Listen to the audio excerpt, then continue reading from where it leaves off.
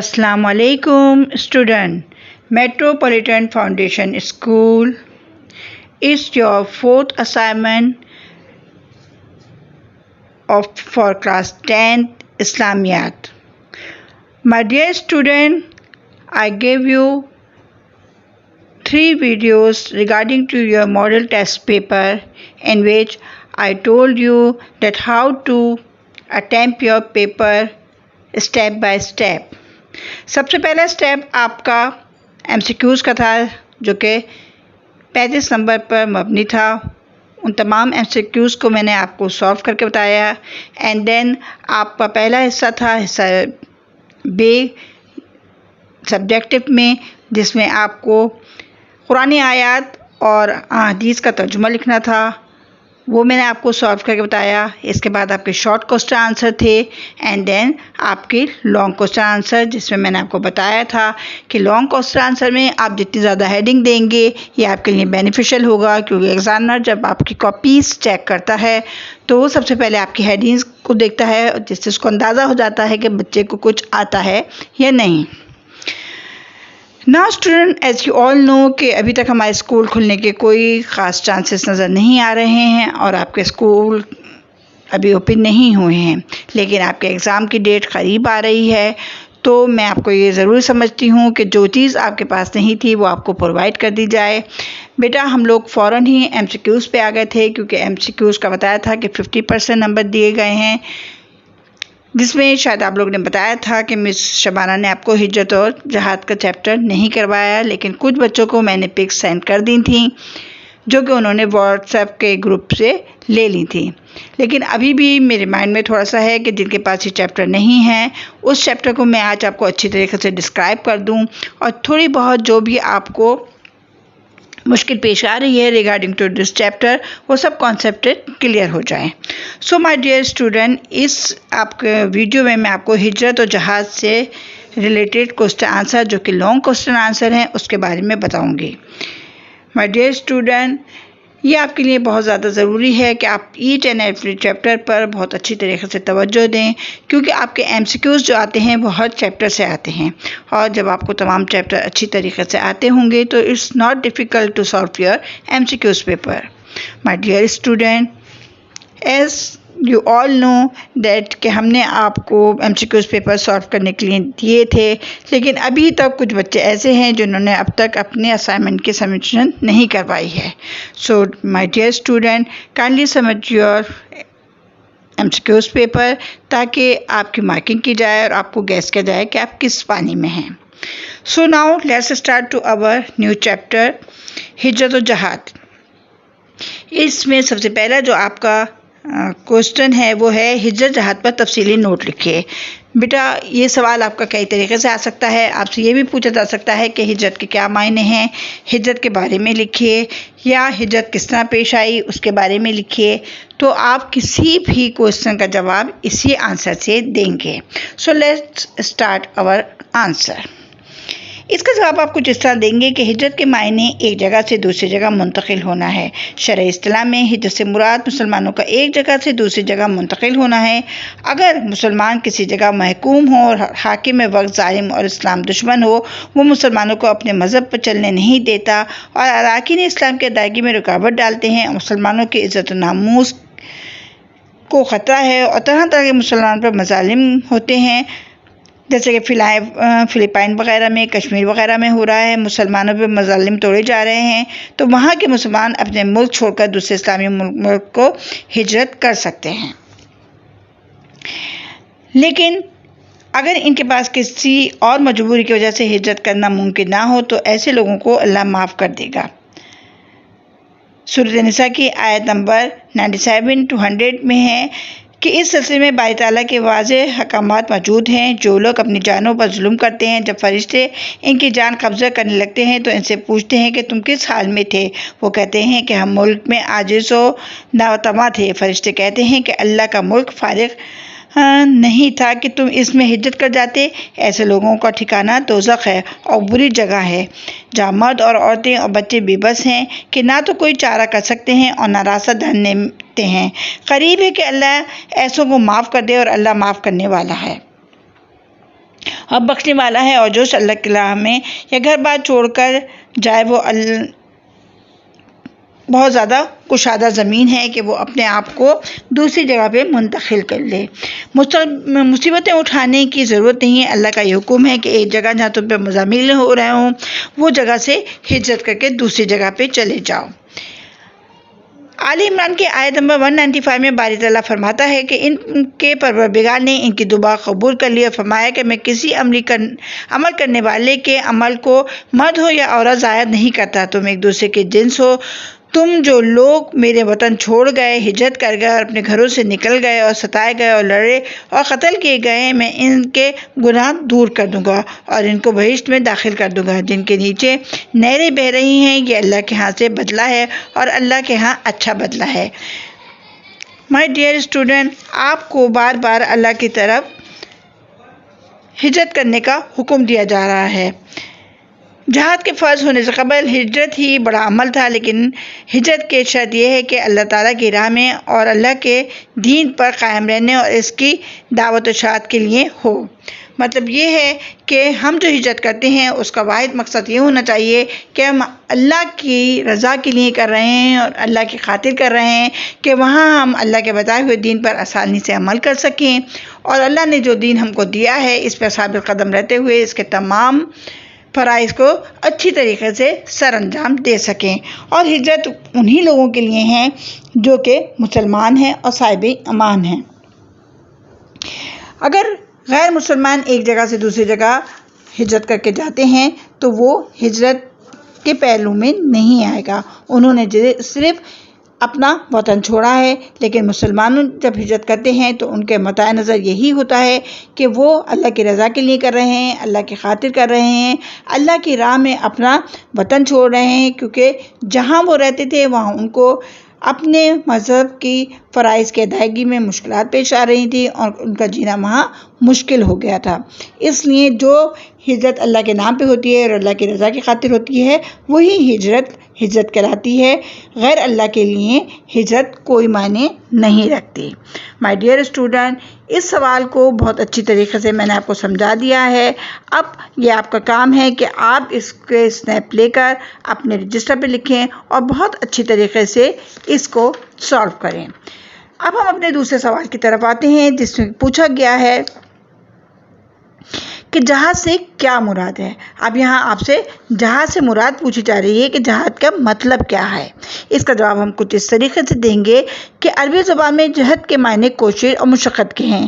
اس سے لفظ جہاد نکلا ہے۔ مذہبی اصطلاح میں جہاد دین کی سربلندی، ملت کے دفاع اور نیکی کی اشاعت کے لیے کوشش اور اللہ کی راہ میں رکنے والوں کے خلاف مسلح جنگ کا نام ہے۔ اسلام کی راہ میں رکاوٹیں اصولی طور پر دو قسم کی ہوتی ہیں۔ جہاد اس صورت میں ہم پیش آتا ہے جبکہ اسلام کے دشمن اسلام سے روک رہے ہوں اور ہمارا جینا مشکل ہو گیا ہو۔ اور اسلام کی راہ میں جو رکاوٹیں ہیں وہ دو قسم کی ہوتی ہیں۔ اللہ کی راہ، اسلام کی راہ میں پہلی قسم کی رکاوٹ کا بیان کچھ اس طریقے سے ہے۔ ایک وہ جس کا تعلق اسلام قبول کرنے والوں سے ہوتا ہے، یعنی یہ کہ جو لوگ اسلام لا چکے ہیں انہیں اسلام لانے کے جرم میں ستایا جائے اور انہیں کفر کی طرف واپس لوٹنے پر مجبور کیا جائے۔ یہ انتہائی جاہرانہ نوعیت کی رکاوٹ ہے۔ مطلب یہی ہے کہ مسلمانوں کو تنگ کیا جاتا ہے اور انہیں مجبور کیا جاتا ہے کہ وہ غیر اللہ کی طرف واپس لوٹ جائیں۔ یہ انتہائی ایک ظلم کا نظام ہے جس میں کہ انسان کو اپنے مزید سے مذہبی اپنانے کی آزادی نہ ہو۔ اس کے خلاف مسلح دفاعی جنگ ضروری ہے۔ اس قسم کی رکاوٹیں کفارانہ مکہ نے ابتدائی دور اسلام میں مسلمانوں کے لیے پیدا کی۔ شروع میں جب یعنی کہ اسلام قبول کیا گیا تھا تو مسلمانوں کو اس قسم کی مشکلیں درپیش تھیں۔ مثلا حضرت حبیب کو صرف اسلام قبول کرنے کی پاداش میں سولی پہ لٹکا دیا گیا۔ حضرت خباب بن رات کو تپتے ہوئے انگاروں پہ چت لٹا کر کفار ان کی چھاتی پر سوار ہو گئے۔ حضرت بلال کو سنگریز والی سلاخیں زمین پہ گھسیٹا گیا۔ خود بنی ہاشم کا ماشی مقطع کر حضور اکرم کو شعیب بن طالب میں بم اہل و عیال کے محصور کر دیا گیا۔ خاص اس قسم کے حالات میں مسلمانوں کے حقوق کی بحالی اور عبادت کی آزادی حاصل کرنے کے لیے جہاد کرنا جائز ہے۔ وہی بات جو میں نے آپ کو بتائی کہ جب انسان پہ مظالم انتہا سے زیادہ بڑھ جائیں، اس کا حقہ پانی بند ہو جائے، یعنی کہ ان کو کھانے پینے کی آزادی نہ ہو، انہیں اپنے مذاہب کی فرائض کی ادائیگی میں کوئی آزادی نہ ہو، تو اس صورت میں جہاد کرنا جائز ہے۔ لیکن چونکہ جہاد کرنے کا حکم ابھی نہیں آیا تھا، اس لیے رسول اکرم صلی اللہ علیہ وآلہ وسلم اور مسلمانوں کو صبر کرنے کا حکم دیا گیا۔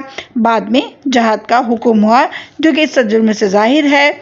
جہاد کے لیے اللہ کی راہ میں نکل کھڑے ہو، یعنی کہ اللہ کی طرف سے حکم آیا کہ اب جہاد کے لیے اللہ کی راہ میں نکل کھڑے ہو، خواہ تم ہلکے ہو یا بوجھل، اپنی جان و مال سے اللہ کی راہ میں جہاد کرو۔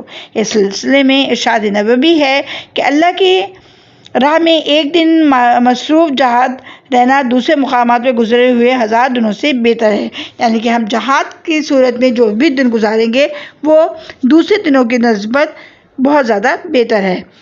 ایک دوسری جگہ ارشاد نبی ہے کہ میں چاہتا ہوں کہ اللہ کی راہ میں شہید ہو جاؤ، پھر زندگی پاؤ، پھر شہید ہو جاؤ، پھر زندگی پاؤ، پھر شہید ہو جاؤ، یعنی رسول اکرم نے خود شہادت کے مقام کے حصول کی تمنا ظاہر کی، یعنی کہ شہادت کا اتنا بڑا رتبہ ہے۔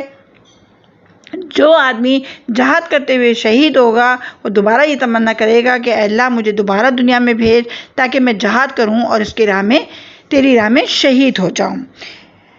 مائی ڈیئر اسٹوڈنٹ، آپ سب کو اب تک جو میں نے جہاد کے بارے میں بتایا کہ جہاد کیا ہے، اچھی طریقے سے سمجھ میں آ گیا ہوگا۔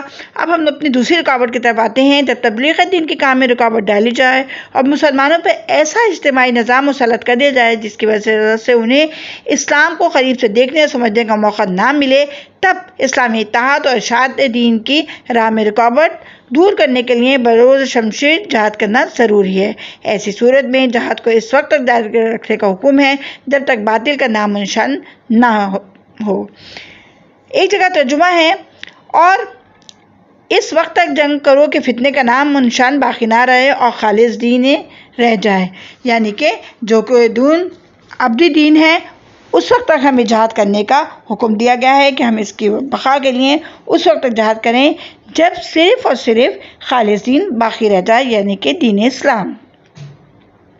حضرت عمر کی ساری فتوحات اور کثرہ سے جہاد اس کی دوسری قسم کی رکاوٹ کو دور کرنے کے لیے کیا گیا ہے، کیونکہ رومی اور ایرانی اسلام کی تبلیغ کے معاملے میں بہت بڑی رکاوٹ تھی۔ جہاد کے لیے ضروری حالات، ان حالات میں جہاد کرنا ضروری ہے، یعنی کہ جب اسلام دشمنوں پہ حملہ آور ہو جائے، جب اسلام کے تمام فرائض میں رکاوٹ پیش کی جائے، جب منافقین کی منافقت عیاں ہو جائے، تو اس وقت ہمیں جہاد کرنا ضروری ہے۔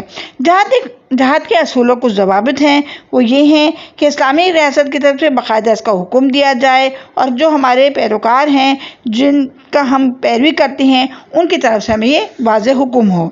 اب تیسرا سوال جو ہمارا ہے وہ جہاد کے مختلف اقسام کے بارے میں تفصیل سے بیان کرنا ہے۔ جہاد کی کئی قسمیں بیان کی گئی ہیں۔ خواہش نفس کے خلاف جہاد کرنا جہاد کبریٰ ہے۔ اسلام چاہتا ہے کہ انسان نفس کی خواہشات کو قابو میں رکھے اور مسلمان اللہ اور اس کے رسول کے احکامات کی اطاعت کریں اور ان کے لیے نفس کی اصلاح کریں۔ یہ کل وقتی جہاد ہے۔ اللہ تعالیٰ ارشاد فرماتا ہے، اور خود خواہش نفس کی پیروی نہ کرو، وہ تمہیں اللہ کی راہ سے ہٹا دے گا۔ دوسرا کا بیان ہے کہ معاشرے کے اسلام دشمن کے خلاف جہاد، کہ جہاد ہم کس کے لیے کریں؟ ایک بگڑے ہوئے گمراہ معاشرے کی اصلاح کے لیے اجتماعی کارروائی ضروری ہوتی ہے۔ اس سلسلے میں اللہ تعالیٰ ارشاد فرماتا ہے، تم ایک بہترین امت ہو جو لوگوں کی ہدایت و بھلائی کے لیے پیدا کی گئی ہو۔ تم نیکی کا حکم دیتے ہو اور برائی سے روکتے ہو اور اللہ پر ایمان رکھتے ہو، اور اس امت کو خدا کی مرضی کے مطابق بنانے کے لیے ضروری ہے کہ اس کے اجتماعی اصلاح کی جائے تاکہ یہ ایک مثالی امت بن جائے جو نیکی کی تبلیغ کرے اور بدی کو روکے، چاہے اس کے لیے طاقت کا استعمال کرنا ضروری ہو۔ اس لیے حضور صلی اللہ علیہ وسلم کا ارشاد ہے، تم میں سے جو شخص کسی برائی کو دیکھے تو اسے اپنے قوت سے بازو سے روکے، اگر اس کی طاقت نہ رکھتا ہو تو زبان سے اس کے خلاف جہاد کرے، اگر یہ بھی نہ کر سکے تو کم از کم دل سے برا سمجھے، اور یہ ایمان کا کمزور ترین درجہ ہے۔ یعنی معاشرے کی تحریر اور اصلاح جذبہ جہاد کے لیے کام کیا جائے۔ اس جہاد کی کئی صورتیں سامنے آتی ہیں۔ مائی ڈیئر اسٹوڈنٹ، آج کل جو ہم لوگ دیکھ رہے ہیں کہ ہمارے معاشرے میں بہت زیادہ ہمارے دین کے خلاف، ہمارے اسلام کے خلاف لوگ جو ہیں وہ نعوذ باللہ ہمارے رسول اللہ صلی اللہ علیہ وآلہ وسلم کی ذات پر کیچڑ اچھالتے ہیں اور برا بھلا کہتے ہیں۔ اب جو لوگ اس کے خلاف جہاد کرتے ہیں انہیں برا کہا جاتا ہے، لیکن میرے خیال میں یہ صحیح ہے، کیونکہ یہاں بھی بتایا جا رہا ہے کہ اگر آپ اس کے خلاف کھلم کھلا جہاد نہ کر سکیں تو کم سے کم اس کو زبان سے تو برا کہیں کہ بھائی یہ کام برا ہو رہا ہے اور ایسا نہیں ہونا چاہیے۔ لیکن اللہ ہم سب کو ایسی توفیق دے کہ ہم سب اس بات پر ایگری ہوں، لیکن ابھی بھی ہمارے اندر بہت سے ایسے لوگ ہیں جو اس بات سے ڈرتے ہیں۔ تو ہم آتے ہیں اپنے اس بات کی طرف کہ جہاد کی کئی صورتیں سامنے آتی ہیں۔ نمبر 1 ہے معاشرے میں برائی کی تمام راہوں کو مسترد کر دیا جائے، مثلا مکمل طور پر معاشرے سے رشوت ستانی، فتح خوری، ذخیرہ اندوزی، ملاوٹ، دھوکہ دہی اور اسمگلنگ اور منشیات کی تجارت، ڈاکیتی اور تخریب کاری کو ختم کر دیا جائے، نیکی کے لیے فضا کو سازگار بنایا جائے۔ نمبر 3 ہے باطل کی تمام محرکات کو ختم کر دیا جائے اور اس کے لیے مشترکہ قوت استعمال کی جائے۔ نمبر 4 پر ہے دانش اور ادیب اپنی تحریروں سے اس کی اصلاح کی کوشش کریں۔ یہاں یہ بات ضروری ہے کہ جو کہ اہل علم ہے اور ان کے قلم میں بڑی طاقت ہے، یہ ان کا فرض ہے کہ وہ لوگوں کو اس بات پر ابھاریں کہ کس چیز پر جہاد کرنا ہے اور کس پر نہیں کرنا۔ جہاد بالمال، اللہ تعالیٰ نے جو دولت انسان کو عطا کی ہے اللہ کی راہ میں خرچ کرنا ضروری ہے۔ اللہ تعالیٰ ارشاد فرماتا ہے جو لوگ ایمان لائے اور جنہوں نے ہجرت کی اور اللہ کے راستے میں اپنے مالوں اور جانوں سے جہاد کیا، یہ لوگ اللہ کے پاس نہایت بلند مرتبہ پر فائز ہیں۔ اللہ تعالیٰ کا قرب حاصل کرنے کا یہ بہترین ذریعہ ہے۔ حضرت عثمان، حضرت عمر اور حضرت ابو بکر صدیق نے جہاد کے موقع پر کثیر و مقدار مالی امداد فراہم کی اور اس طرح جہاد بالعمل میں حصہ لیا۔ بیٹا آپ لوگ کو یہ بات معلوم ہوگا کہ حضرت عثمان غنی جو کہ ہمارے چوتھے خلیفہ ہیں، انتہا سے زیادہ امیر تھے، اور جب جہاد کا موقع آیا تو انہوں نے اپنے گھر میں ایک تنکا تک نہ چھوڑا اور اپنا تمام مال اللہ کی راہ میں خرچ کرنے کا فیصلہ کیا اور سب کچھ حضور کے سامنے ڈھیر کر دیا۔ اسی طرح بینگ اے مسلم ہم سب کا بھی یہ فرض ہے کہ ہم اچھی طریقے سے اپنے دین کی حفاظت کریں اور جو کچھ ہمیں حکم دیا گیا ہے ان پر صحیح طریقے سے عمل کریں۔ اب آتے ہیں جہاد بالقلم۔ قلم سے جہاد کا مطلب یہ ہے کہ ایسی تحریریں لکھنا جس پر قوم کے لوگوں میں جذبہ جہاد پیدا ہو، مجاہدین کا حوصلہ بڑھے، اور ایسی تحریریں لکھنا جس سے دشمن بددل ہو جائے، دشمن کو ظالم، جاہرہ اور اخلاقی قدروں کو پامال کرنے والا قرار دینا۔ ایسی کہانیاں، افسانے یا مضامین لکھیں جس میں دشمن کی ذاتی اور بزدلی کی داستانیں ہوں اور مجاہدین کی بہادری، جانثاری اور شہادت کے قصے ہوں۔ مائی ڈیئر اسٹوڈنٹ، آپ لوگوں کو پتہ ہے کہ فی زمانہ میڈیا کا زمانہ ہے اور ہم لوگوں کا فرض ہے کہ ایسے بیکار ڈراموں کے بدلے ہم اصلاحی اور دینی ڈرامے پیش کریں جس میں انسان کے اندر صحیح سے مسلمانیت پیدا ہو اور اس کا جذبہ جو ہے وہ بلند سے بلند اور مضبوط سے مضبوط ہو۔